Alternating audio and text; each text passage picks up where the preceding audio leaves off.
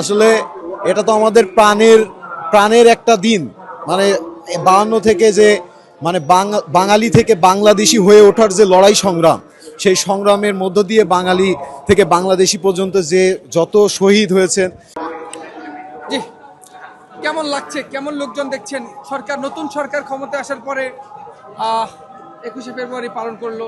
সকাল ভোরবেলায় তিনি আসছিলেন বলতে রাত 12টার সময়। এখন সাধারণ মানুষ চলাচল করছে, কেমন বুঝছেন? জি জি, এসে নতুন সরকার, আমরা যে আগের সরকারের সময় যে মবক্রেসির একটা প্রবণতা দেখতাম বা সবার ভয় ছিল, আজকে নিরাপত্তা ব্যবস্থা খুবই ভালো আছে। সকাল থেকে সবাই আসছে খুব নির্ভয়ে এবং সবাই লাইন দিয়ে সারিবদ্ধভাবে শৃঙ্খলা বজায় রেখে আসছে।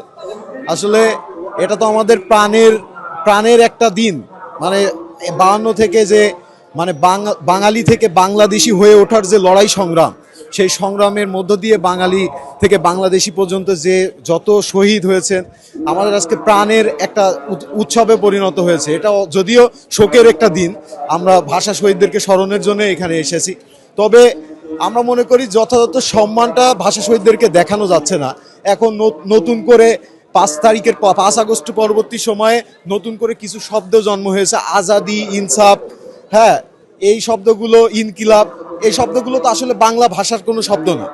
বাংলা ভাষার কোনো শব্দ না। আমরা এগুলোকে তীব্রভাবে ঘৃণা প্রদর্শন করতে চাই। বাংলা অভিধানে যেসব শব্দ আছে সেসব শব্দ ব্যবহারের মাধ্যমেই এই শব্দগুলোকে আমরা ঘৃণা প্রদর্শন করতে চাই, কারণ এই শব্দগুলো তো উর্দু শব্দ।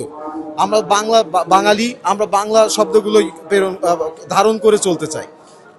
ধন্যবাদ।